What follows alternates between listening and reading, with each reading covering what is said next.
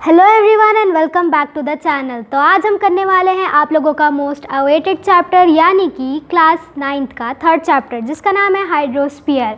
हमने सोचा था कि हम पहले 10th क्लास के 12th चैप्टर को एंड करके इस चैप्टर को स्टार्ट करेंगे, लेकिन आप लोगों की डिमांड के चलते पहले इसी को कंप्लीट करने के बारे में सोच लिया। तो चलिए सबसे पहले इसके सब टॉपिक्स देखते हैं। तो सबसे पहला टॉपिक है हाइड्रोलॉजिकल साइकिल, नेक्स्ट टॉपिक है वाटर सोर्सेस, नेक्स्ट है ओशन और नेक्स्ट है relief of the ocean, next है सैलिनिटी ऑफ द ओशन और नेक्स्ट टॉपिक है ओशन टेम्परेचर। उसके बाद आता है ओशन करंट्स और उसके बाद यानी कि इस चैप्टर का लास्ट टॉपिक है ओशन एज अ रिसोर्स। तो हाइड्रोस्फीयर एक ग्रीक वर्ड है जिसमें हाइड्रो का मतलब होता है वाटर और स्फीयर जैसे आप सब लोग जानते हैं एक बॉल। तो हाइड्रोस्फीयर अर्थ पर जितना भी पानी है उसे रिप्रेजेंट करता है यानी कि वाटर वाले एक बॉल की तरह। तो अब सबसे पहले टॉपिक की तरफ बढ़ते हैं जिसका नाम है हाइड्रोलॉजिकल साइकिल। तो वाटर एक ऐसी चीज़ है जिसे हम यूज़ और रीयूज़ भी कर सकते हैं और हाइड्रोलॉजिकल साइकिल के अंडर वाटर अपने जितने भी सारे लाइक ओशंस है और लैंड है और एटमॉस्फेयर है इसमें एक्सचेंज होता रहता है वाटर। तो सबसे पहले वाटर यहाँ पर हाइड्रोलॉजिकल साइकिल के अंडर अपने कई सारे शेप्स यानी कि फॉर्म्स भी बदलता है, यानी कि वाटर अपने गैशियस फॉर्म, लिक्विड फॉर्म या फिर अपने वेपर के फॉर्म में हाइड्रोलॉजिकल साइकिल के अंडर आता है। ये सब प्रोसेस बिलियंस ऑफ ईयर्स से चलता आ रहा है और इसी के थ्रू सारे अर्थ पर जितने भी लिविंग क्रिएचर्स हैं उनकी लाइफ चलती आ रही है।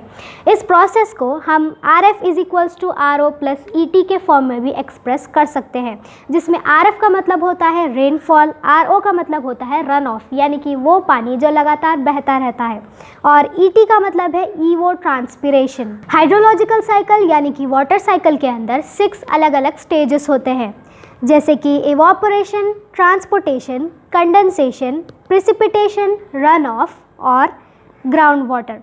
तो सबसे पहले इवापोरेशन की बात करते हैं।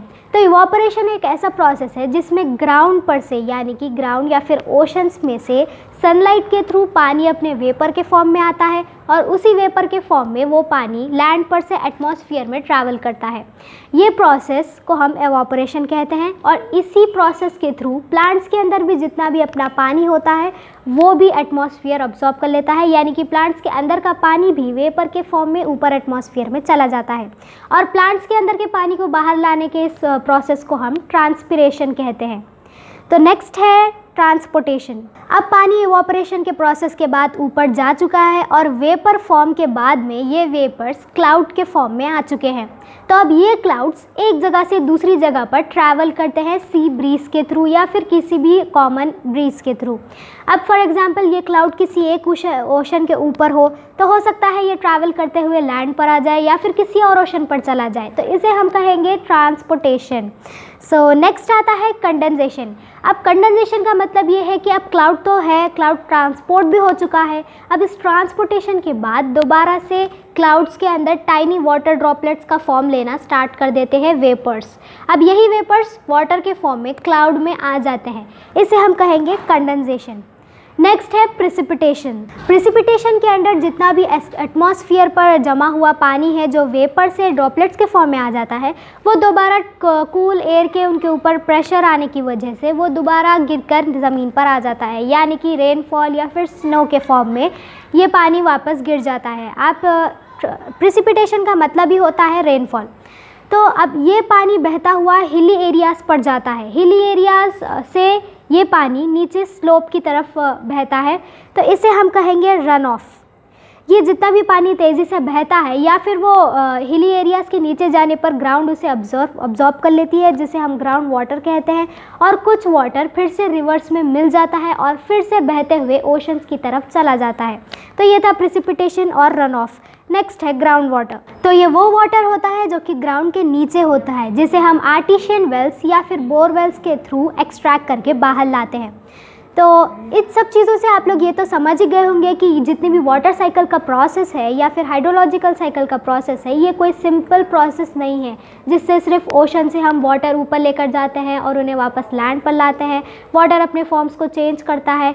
बिल्कुल भी इतना सिंपल ये नहीं होता है, क्योंकि इसके अंडर कई सारे अलग अलग सब साइकिल्स भी काम करते हैं। चलिए बढ़ते हैं हमारे नेक्स्ट टॉपिक की तरफ, जिसका नाम है वाटर सोर्सेस। तो हमारी पूरी अर्थ पर 71% वाटर है, जिसमें से इस 71% में से 97.5% वाटर तो सॉल्ट वाटर ही है, और जितना भी 2.5% वाटर है वही है फ्रेश वाटर। अब इस फ्रेश वाटर में से भी ज़्यादातर वाटर आइसबर्ग्स, ग्लेशियर्स या फिर आइस कैप्स के फॉर्म में है, और जितना भी वाटर हम अब यूज़ कर रहे हैं वो वाटर हमें मिलता है लेक्स या ग्राउंड वाटर या फिर रिवर्स के थ्रू। कॉन्टिनेंट्स और ओशंस हमारे फर्स्ट ऑर्डर रिलीफ फीचर्स में आते हैं वर्ल्ड के, और हमारे ओशंस 5 अलग अलग टाइप्स ऑफ ओशंस में डिवाइडेड है अगर आप देखते हैं तो। सबसे पहला है पैसिफिक ओशन, नेक्स्ट आता है Atlantic ocean, Indian ocean, Arctic ocean और अंटार्कटिक ओशन। चलते बढ़ते हैं नेक्स्ट टॉपिक की तरफ, और आज के लास्ट टॉपिक की तरफ जो है रिलीफ ऑफ ओशंस। ओशन का सरफेस लैंड के सरफेस की तरह ही सिमिलर होता है। यहाँ पर हमें टेरेसेस, ट्रेंचेस, सबमरीन्स, ऐसी कई सारी चीज़ें देखने को मिलती हैं, और ओशन का जितना भी शेल्फ है वो 4 अलग अलग पार्ट्स में डिवाइडेड है। चलिए उसे देखते हैं। तो सबसे पहला पार्ट है कॉन्टिनेंटल शेल्फ। कॉन्टिनेंटल शेल्फ की डेप्थ होती है 200 मीटर्स की, और ओशन का 7.6% एरिया यही ऑक्यूपाई करते हैं। कॉन्टिनेंटल शेल्फ एक बॉर्डर की तरह काम करता है हमारी लैंड और वाटर के बीच की, इसे आप बॉर्डर जोन भी कह सकते हैं। और अब तक का सबसे लार्जेस्ट कॉन्टिनेंटल शेल्फ है साइबेरियन शेल्फ, जो कि 1500 किलोमीटर्स की इसकी विड्थ है, जो कि हमें आर्टिक ओशन में मिला है। कॉन्टिनेंटल शेल्फ हमारे लिए इसीलिए भी इम्पॉर्टेंट है क्योंकि फिशेस भी हमें यहीं से मिलती है, सी पोर्ट्स भी हम यहीं बनाते हैं, और नेचुरल गैस भी यहीं से मिलती है। हमारा नेक्स्ट शेल्फ है कॉन्टिनेंटल स्लोप। कॉन्टिनेंटल स्लोप की डेप्थ होती है 200 से 3000 मीटर्स के बीच पर, और ओशन का 15% एरिया यही ऑक्यूपाई करता है। यहाँ पर आपको सबमरीन्स और कैनियंस भी दिखाई देंगे, जो कि ग्लेशियर्स के कंबल्शन की वजह से या फिर इरोजन की वजह से बनते हैं। तो नेक्स्ट आता है deep sea plain. Deep sea plains ocean के फ्लैटेस्ट और स्मूथेस्ट रीजन्स होते हैं, और ये 3000 से 6000 मीटर की डेप्थ पर होते हैं, और ओशन का 76.2% पार्ट ये लोग कवर करते हैं। नेक्स्ट और आज का सबसे लास्ट जितना भी शेल्फ होता है वो है ओशनिक ट्रेंचेस। ओशनिक डीप्स या फिर ट्रेंचेस लार्ज नैरो ट्रेंचेस होते हैं, जो कि ओशन की डेप्थ यानी कि 6000 मीटर्स की डेप्थ के अंदर बनते हैं।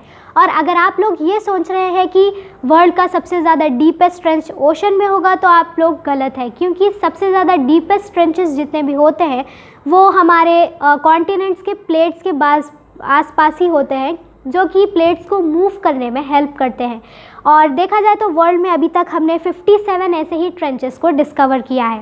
तो आज की वीडियो यहीं पर ख़त्म होती है। नेक्स्ट वीडियो में हम इस चैप्टर को कंप्लीट कर लेंगे। तो मिलते हैं नेक्स्ट वीडियो में, तब तक के लिए बाय।